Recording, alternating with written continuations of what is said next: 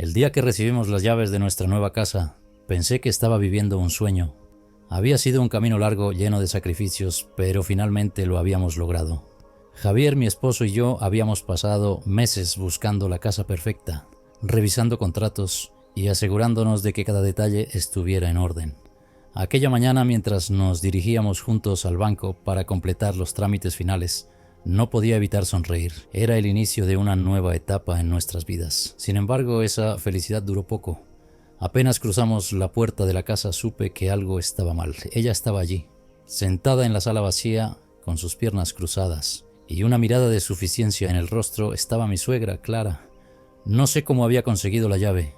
Quizás Javier se la había dado, aunque sabía perfectamente lo mucho que me molestaba que ella invadiera nuestra privacidad. ¡Qué maravilla de casa!, dijo con una sonrisa gélida mientras se levantaba. Su tono, como siempre, iba cargado de sarcasmo. Aunque claro, necesita algunos cambios. Espero que no les moleste si doy unas sugerencias. Clara, ¿cómo entraste?, pregunté tratando de sonar calmada, aunque por dentro me hervía la sangre. Ay, querida, no te pongas así.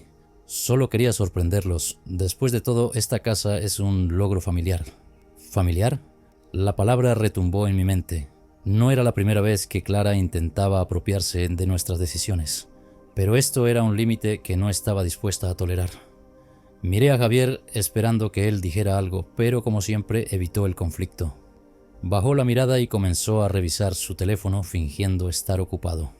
Clara, agradecemos tu entusiasmo, pero esta es nuestra casa. Intenté mantener un tono firme. Nos gustaría tomar las decisiones nosotros. Ella soltó una carcajada seca y se acercó a Javier ignorándome por completo. Hijo, ¿recuerdas lo que hablamos? Creo que deberías reconsiderar ese tema de la decoración.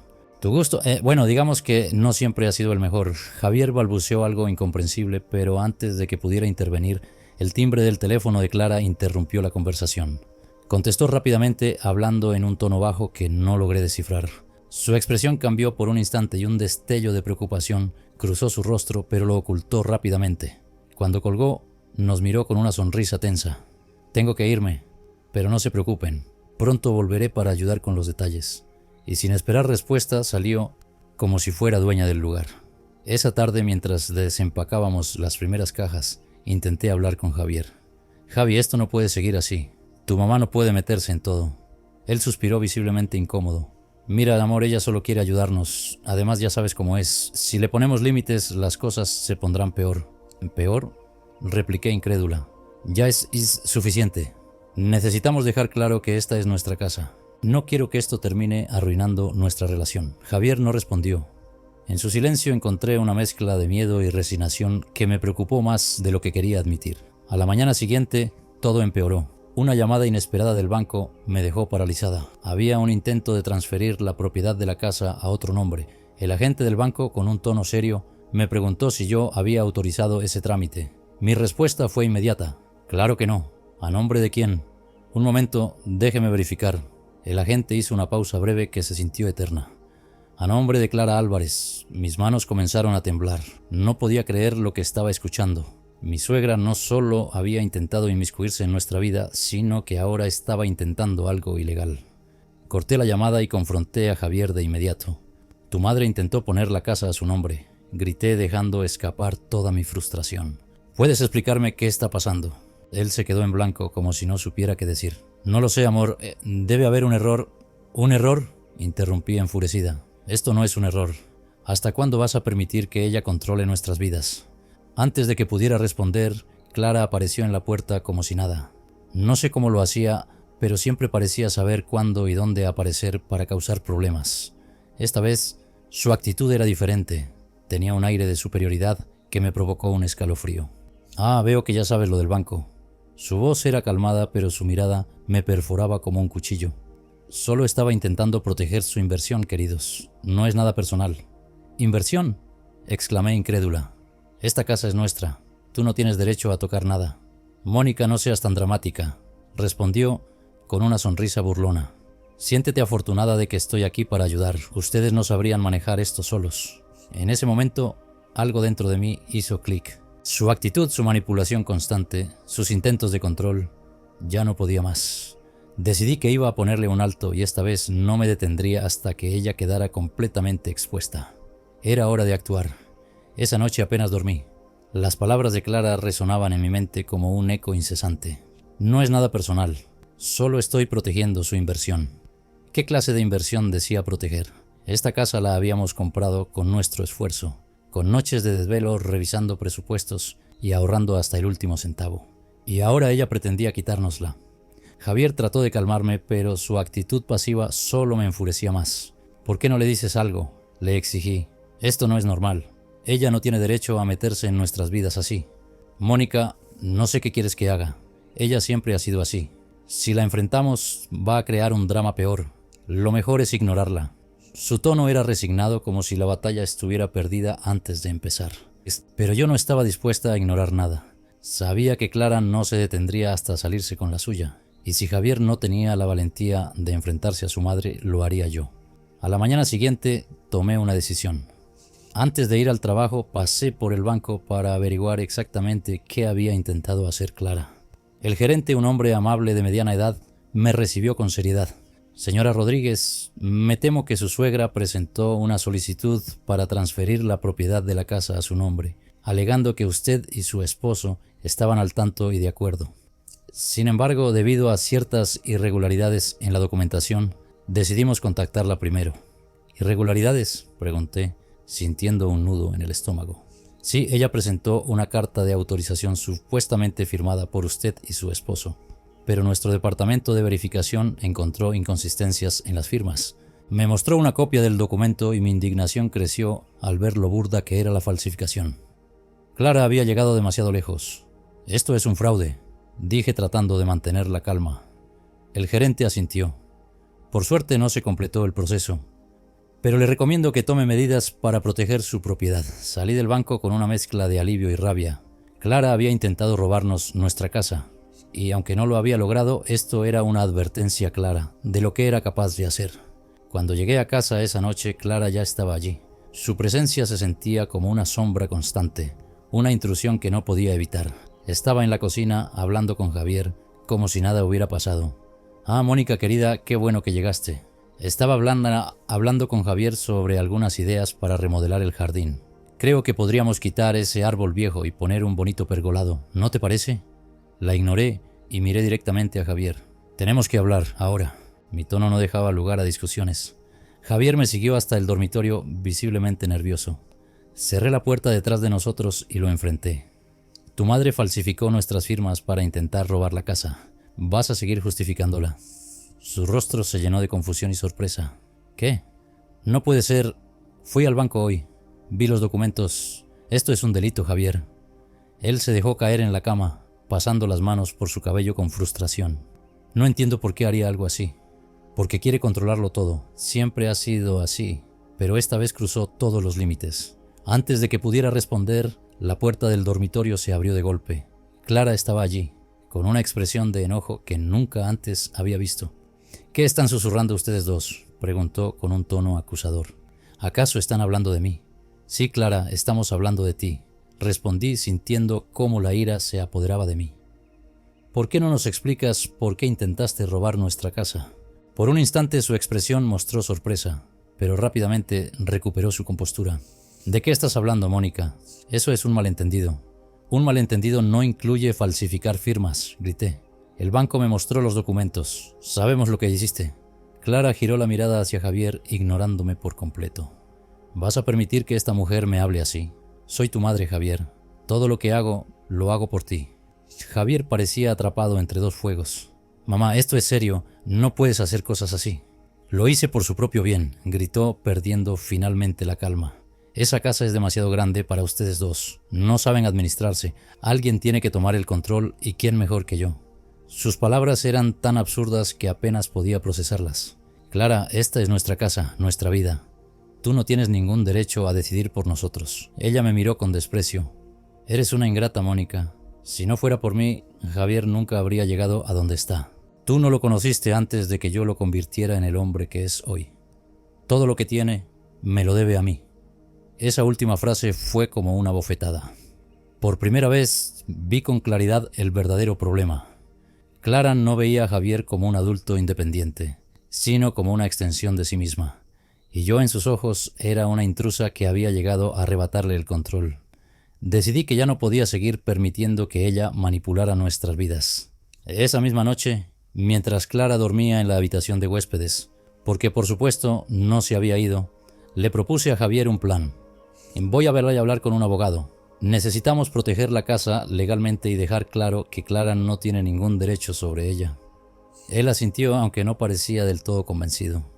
No quiero lastimarla, Mónica. Ella no tiene problemas en lastimarnos a nosotros. Esto no es una discusión familiar, Javier. Es una cuestión legal. A la mañana siguiente, Clara parecía sospechar que algo estaba pasando. Nos observaba con una mirada penetrante, como si intentara adivinar nuestros pensamientos. Sin embargo, no dijo nada. Lo que ella no sabía era que yo ya había concertado una cita con un abogado. Y lo que descubrí en esa reunión me dejó helada. Clara tenía deudas, muchas deudas. El abogado me mostró registros públicos que indicaban que Clara había estado enfrentando problemas financieros durante años. Había perdido propiedades, vendido terrenos y estaba al borde de la quiebra. De repente todo tenía sentido. Su insistencia en controlar nuestra casa no era solo una cuestión de poder, era desesperación. Esa revelación lo cambió todo. Clara no era simplemente una suegra controladora, era alguien desesperada, atrapada en una red de deudas que la asfixiaban. Pero eso no justificaba lo que había hecho. Su intento de transferir nuestra casa a su nombre era más que una intromisión. Era un intento desesperado por salvarse, sin importarle a quién lastimara en el proceso. Cuando regresé a casa esa tarde, Clara estaba en la sala hablando animadamente por teléfono. Sus palabras eran vagas, pero capté lo suficiente como para entender que estaba negociando algo. «No te preocupes, todo estará resuelto pronto», dijo antes de colgar. «¿Cómo te fue en el trabajo, querida?», preguntó con una sonrisa falsa cuando me vio entrar. «Bastante bien, gracias», respondí, esforzándome por mantener la calma. No quería que sospechara que ya sabía la verdad. Esa noche, mientras Clara dormía, le conté a Javier lo que había descubierto. Su rostro se oscureció al escuchar los detalles. «No lo sabía, Mónica. Te lo juro, no tenía idea de que mi mamá estaba en una situación tan complicada». «Eso no cambia nada, Javier. No podemos dejar que use nuestra casa para solucionar sus problemas. Esto tiene que terminar». Él asintió, pero noté el conflicto en sus ojos. Era evidente que, a pesar de todo, seguía sintiendo una lealtad inquebrantable hacia su madre. A la mañana siguiente, Clara estaba inusualmente amable. Preparó el desayuno para todos y se mostró interesada en nuestros planes para el día. Pero yo sabía que esa fachada no duraría mucho. «Clara, ¿podemos hablar?», le dije después de desayunar. «Claro, querida. ¿De qué se trata?». «De lo que intentaste hacer con la casa». Su expresión cambió de inmediato. «Ya te expliqué que fue un malentendido. No entiendo por qué sigues insistiendo en eso». «No fue un malentendido y lo sabes. Además ya sé lo de tus deudas». Por primera vez Clara pareció realmente sorprendida. Su rostro se tensó y por un instante vi algo que nunca había visto en ella: vulnerabilidad. «Eso no es asunto tuyo», dijo finalmente, con un tono más frío. «Mis problemas no tienen nada que ver contigo». «Claro que tienen que ver. Intentaste usar nuestra casa para salvarte, sin importarte lo que eso significara para nosotros». «Todo lo que hago es por ustedes», gritó de repente, perdiendo la compostura. «Si estoy en esta situación es porque siempre he puesto a mi familia primero. Nadie me ayudó cuando las cosas se pusieron difíciles. Tuve que arreglármelas sola». Su voz se quebró al final y por un momento casi sentí lástima por ella. Pero rápidamente recordé todo lo que había hecho. «Eso no te da derecho a manipularnos», respondí, manteniendo la calma. «Necesitas resolver tus problemas, pero no a costa nuestra». Clara no respondió. En lugar de eso, se levantó y salió de la casa, dejando un silencio pesado tras de sí. Esa tarde recibí una llamada del abogado. Había avanzado con el proceso para reforzar la protección legal de la casa, pero también había descubierto algo más. Clara había intentado vender una propiedad que ya no le pertenecía, lo que significaba que su situación era aún más complicada de lo que pensábamos. Esa noche decidí confrontarla de nuevo, esta vez con Javier a mi lado. Cuando volvió a casa, la encontramos en la sala, revisando papeles. Al vernos suspiró con exasperación. «¿Otra vez vienen a interrogarme?». «Clara, esto tiene que terminar», dije con firmeza. «Sabemos todo. Sabemos de tus deudas, de la propiedad que intentaste vender y del intento de robar nuestra casa. No puede seguir así». «No saben de lo que están hablando», respondió con frialdad, pero noté que sus manos temblaban ligeramente. «Sabemos suficiente. intervino Javier sorprendiéndome con su tono decidido.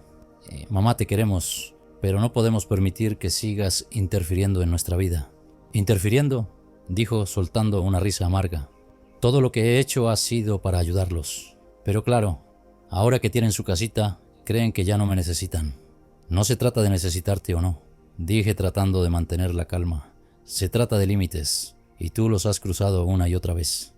Clara nos miró con una mezcla de enojo y desesperación. ¿Qué van a llegar a hacer entonces? ¿Echarme? Javier y yo intercambiamos una mirada. No quería llegar ahora a ese punto, pero sabía que si no tomábamos una decisión drástica, las cosas solo empeorarían. Clara, Hímero, dije finalmente, vamos a ayudarte a encontrar una solución para tus problemas. Pero no puedes quedarte aquí. Necesitamos espacio para construir nuestra vida. No voy a irme, gritó poniéndose de pie de un salto. Esta casa es tan mía como de ustedes. Javier, ¿vas a permitir que tu esposa me eche?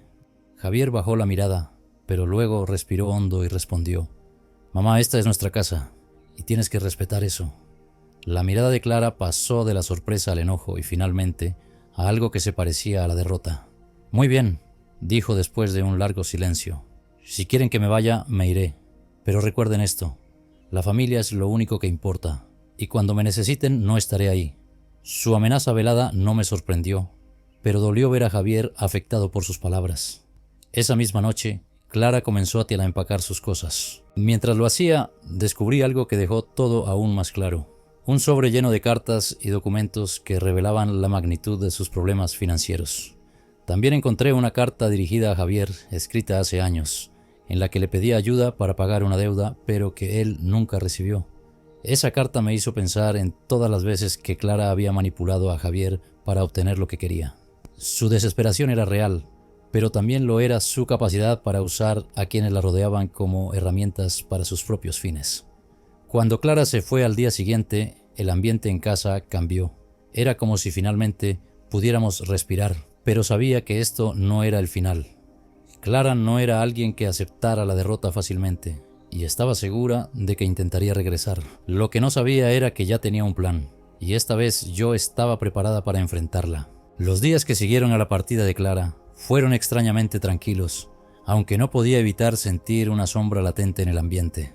Sabía que no se quedaría de brazos cruzados. Clara era como una tormenta que parecía disiparse, pero siempre estaba al acecho, esperando el momento adecuado para volver con más fuerza. Una tarde, mientras organizaba algunos papeles en el escritorio de la sala, encontré un sobre cerrado dirigido a Javier. No tenía remitente, pero el sello del banco en la esquina del sobre me dio una pista.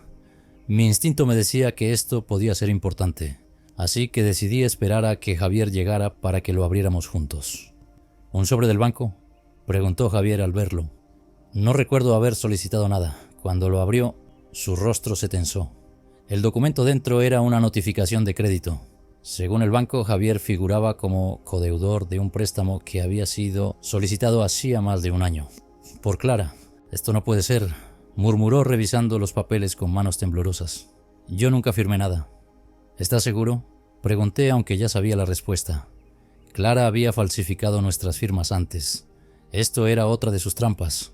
Completamente seguro, respondió Javier, su voz cargada de incredulidad. Esto tiene que ser un error, pero en mi interior sabía que no lo era.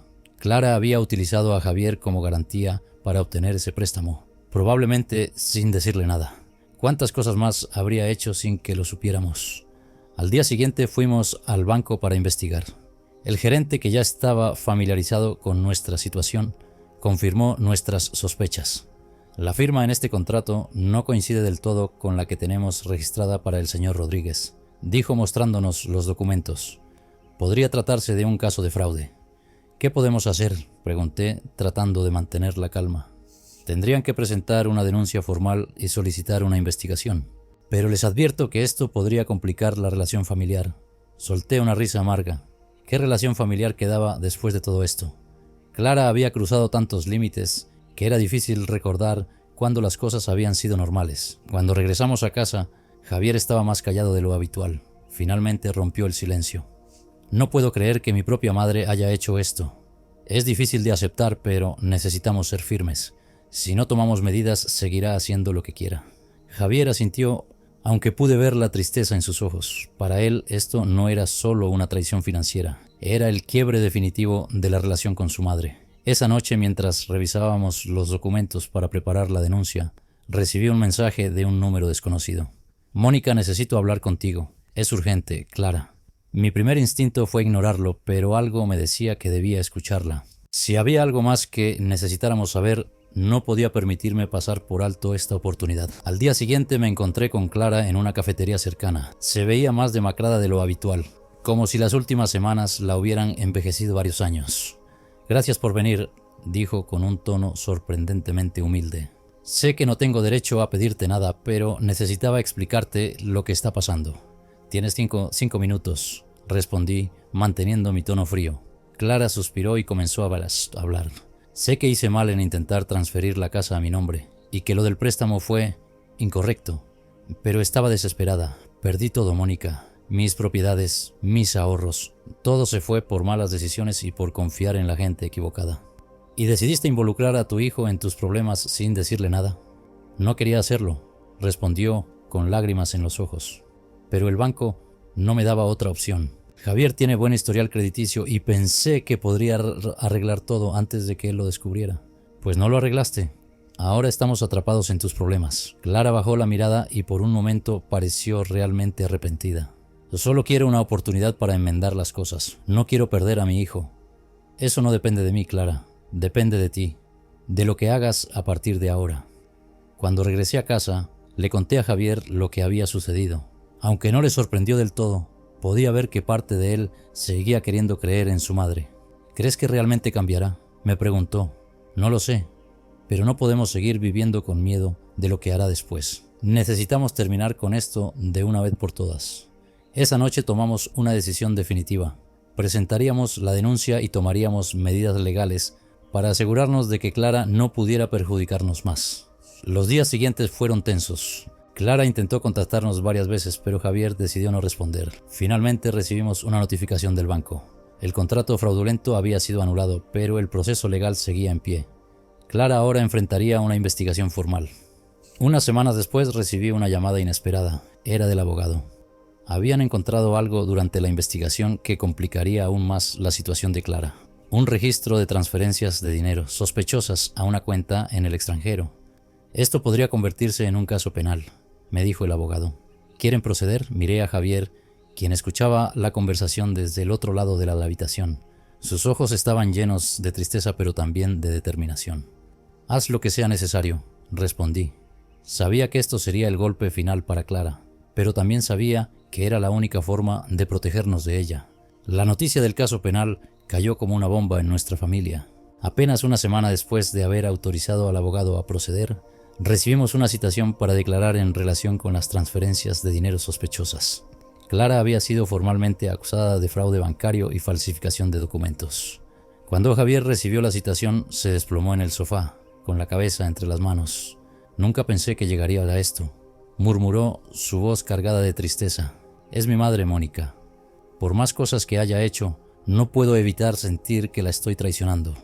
Me senté junto a él y tomé sus manos. Esto no es traición, Javier, es protegernos. Ella eligió este camino. Nosotros solo estamos reaccionando a lo que ha hecho. Por más que mis palabras fueran ciertas, podía ver que no aliviaban su dolor. A pesar de todo, Javier seguía siendo ese hijo que buscaba la aprobación de su madre. Ese niño que alguna vez la vio como su refugio. El día de nuestra declaración llegó rápido. En la sala de espera del juzgado el ambiente era pesado. Clara no estaba allí. Según nos dijeron, había decidido no asistir. Aunque eso no nos sorprendió, no dejaba de ser un recordatorio de que enfrentábamos esta batalla prácticamente solos. Cuando llegó nuestro turno, relatamos todo lo que sabíamos: el préstamo fraudulento, los intentos de transferir nuestra casa, las manipulaciones constantes. El abogado presentó las pruebas, los documentos falsificados y los registros bancarios que vinculaban a Clara con actividades sospechosas. ¿Han considerado la posibilidad de un acuerdo?, preguntó el fiscal al final de nuestra declaración. ¿Un acuerdo?, repetí sorprendida. Si Clara acepta declararse culpable, podría evitar un juicio largo y una condena más severa. Miré a Javier esperando su reacción. Su rostro estaba tenso, pero finalmente asintió. Si esto significa que podemos terminar con todo más rápido, estoy de acuerdo, dijo. Días después, recibimos la noticia de que Clara había aceptado el acuerdo. Admitió su culpabilidad en los cargos menores a cambio de que los más graves fueran retirados. No iría de la prisión, pero tendría que pagar una multa considerable y someterse a una supervisión financiera estricta. Podría haber sido el final de nuestra pesadilla, pero Clara no estaba lista para desaparecer de nuestras vidas. Una tarde, mientras revisaba los avances en la remodelación de la casa, escuché el sonido del timbre. Al abrir la puerta, me encontré cara a cara con Clara. Su rostro estaba pálido y su expresión era una mezcla de enojo y desesperación. «Necesitamos hablar», dijo entrando a la casa sin esperar mi invitación. «No creo que tengamos nada más de qué hablar, Clara», respondí tratando de mantener la calma. «Claro que sí. ¿Crees que voy a dejar que destruyas lo poco que me queda? Tú sola hiciste esto. Nosotros solo nos defendimos». Clara me miró con ojos llenos de furia. «¿Defenderse? Me han humillado. Ahora todo el mundo piensa que soy una criminal y es tu culpa. No voy a seguir discutiendo esto contigo. Es mejor que te vayas». «No hasta que me escuches», dijo cruzando los brazos. «Javier es mi hijo y lo recuperaré, te guste o no». Antes de que pudiera responder, escuché la voz de Javier detrás de mí. «Mamá, ya basta». Clara giró hacia él, sorprendida. «¿Vas a seguir dejándome como la mala, Javier? Todo lo que hice fue por ti, por tu futuro». «No, mamá. Todo lo que hiciste fue por ti misma, y ya no puedo seguir justificando tus acciones». El dolor en los ojos de Clara era evidente, pero en lugar de aceptar su responsabilidad, decidió atacar. «Claro, defiende a tu esposa. Ella te ha lavado el cerebro». Javier no respondió, simplemente abrió la puerta y esperó a que Clara saliera. «No quiero hacer esto más difícil de lo que ya es, mamá. Por favor, vete». Por un momento pensé que Clara se negaría, pero finalmente salió, lanzándome una última mirada de desprecio antes de desaparecer por el camino. Las semanas siguientes fueron una mezcla de alivio y tristeza. Aunque habíamos logrado establecer límites, el costo emocional había sido alto, especialmente para Javier. Aunque no lo decía en voz alta, sabía que extrañaba a su madre, o al menos a la versión idealizada de ella que alguna vez tuvo. Yo, por mi parte, estaba decidida a reconstruir nuestra vida. La casa que había sido el epicentro de nuestro conflicto se convirtió en mi proyecto principal. Cada pared pintada, cada mueble restaurado, era un recordatorio de que estábamos avanzando, dejando atrás el caos que Clara había traído a nuestras vidas. Un día, mientras revisaba el jardín, Javier se acercó con algo en la mano. Era un sobre. «Llegó esto para ti», dijo entregándomelo. Al abrirlo encontré una carta de Clara. Su tono era mucho más frío que en cualquier otra ocasión. «Mónica, puede que hayas ganado esta batalla, pero recuerda que las familias son eternas. Algún día Javier entenderá que lo apartaste de mí, y cuando lo haga no estaré allí para recoger los pedazos». Sus palabras eran crueles, pero no lograron afectarme. Clara era incapaz de cambiar y yo ya no iba a permitir que sus manipulaciones definieran nuestra vida. Miré a Javier, quien me observaba con una mezcla de curiosidad y preocupación. «¿Qué dice?», me preguntó. «Nada importante», respondí rompiendo la carta en pedazos. «Solo una prueba más de que tomamos la decisión correcta». Javier sonrió levemente y me abrazó. En ese momento supe que, aunque el camino había sido difícil, estábamos finalmente donde necesitábamos estar, juntos, construyendo una vida libre de las cadenas del pasado. Pasaron varios meses desde el último encuentro con Clara, y poco a poco nuestras vidas comenzaron a recuperar la calma. La casa que había sido el epicentro de tantas discusiones, finalmente se sentía como un hogar. Cada rincón estaba impregnado de esfuerzo y esperanza, de una nueva etapa que habíamos decidido construir juntos. Sin embargo, en el fondo, sabía que Clara no se rendiría tan fácilmente. Esa carta que había enviado semanas atrás era una prueba de que para ella esta guerra estaba lejos de terminar. No subestimaba su capacidad para buscar nuevas formas de manipularnos. Un día, mientras organizaba unas cajas en el ático, encontré un viejo álbum de fotos de Javier. Las imágenes mostraban momentos de su infancia, fiestas de cumpleaños, paseos familiares, navidades. Lo más sorprendente era ver a Clara en esas fotos, sonriendo de una manera que no podía relacionar con la mujer que había llegado a conocer. Cuando Javier llegó a casa, le mostré el álbum. «Es increíble cómo el tiempo cambia a las personas», comentó pasando las páginas con cuidado. «A veces me pregunto si mamá siempre fue así o si algo la transformó. Quizás sea una mezcla de ambas cosas, pero eso no justifica lo que ha hecho». Javier asintió en silencio, pero podía ver que estaba reflexionando. A pesar de todo, él seguía buscando respuestas, una explicación que pudiera darle sentido al comportamiento de Clara. El aparente silencio de Clara terminó abruptamente una mañana de sábado. Mientras desayunábamos, sonó el timbre de la puerta. Al abrir, me encontré con un hombre trajeado, sosteniendo un sobre en la mano. ¿La señora Mónica Rodríguez?, preguntó. Sí, soy yo. Esto es para usted. Tomé el sobre y antes de que pudiera preguntarle más, el hombre ya se había marchado. Cuando lo abrí, descubrí que era una notificación legal. Clara estaba demandándonos por difamación. Esto no puede estar pasando, dije mostrando el documento a Javier. ¿Qué pretende ahora?, preguntó, leyendo con el ceño fruncido. Según la demanda, Clara argumentaba que nuestras acusaciones en su contra habían afectado gravemente su reputación y que habíamos actuado con mala fe al involucrarla en un caso penal. Exigía una compensación económica y una disculpa pública. Es una táctica para intimidarnos, dije tratando de mantener la calma. No tiene ninguna base legal. Sin embargo, sabía que esto significaba otra batalla. Tendríamos que preparar nuestra defensa y enfrentar nuevamente a Clara, algo que ambos esperábamos haber dejado atrás. El día de la primera audiencia llegó rápido. Clara apareció en el tribunal con una actitud desafiante, como si estuviera convencida de que esta vez saldría victoriosa. Su abogado presentó un argumento en el que intentaban minimizar su responsabilidad en los hechos anteriores, alegando que nuestras acciones habían sido desproporcionadas y malintencionadas. Cuando llegó mi turno de hablar, me dirigí al juez con firmeza. Señoría, esta no es más que otra estrategia de Clara Rodríguez para seguir manipulándonos. No solo intentó apropiarse de nuestra casa y falsificó documentos, sino que ahora busca desacreditarnos públicamente por defendernos. Presentamos todas las pruebas que habíamos recopilado. Los documentos falsificados, las transferencias sospechosas, incluso la carta amenazante que me había enviado. El juez, al revisar el caso, pareció comprender rápidamente la situación. La evidencia es clara, dijo finalmente. Esta demanda no tiene mérito. Se desestima el caso. Clara, desde su asiento, apretó los labios con frustración, pero no dijo nada. Aunque ganamos el caso, el desgaste emocional fue evidente. Javier estaba cada vez más distante, sumido en una mezcla de tristeza y enojo. Una noche mientras cenábamos, finalmente rompió el silencio. No puedo más, Mónica. Por mucho que lo intente, siempre termina afectándome. Es como si una parte de mí todavía esperara que ella cambie, que pueda ser la madre que necesito. Es normal sentir eso, Javier, pero también tienes que aceptar que Clara no está dispuesta a cambiar. Su orgullo y su forma de ser no la dejarán admitir sus errores. Entonces, ¿qué hacemos? Respiré hondo antes de responder. Hacemos lo que hemos estado intentando todo este tiempo. Seguimos adelante, pero esta vez necesitamos ser más firmes. Unos días después, decidimos tomar una medida drástica: cortar todo contacto con Clara. Esto incluía bloquear su número, evitar cualquier interacción a través de terceros e incluso considerar mudarnos si era necesario.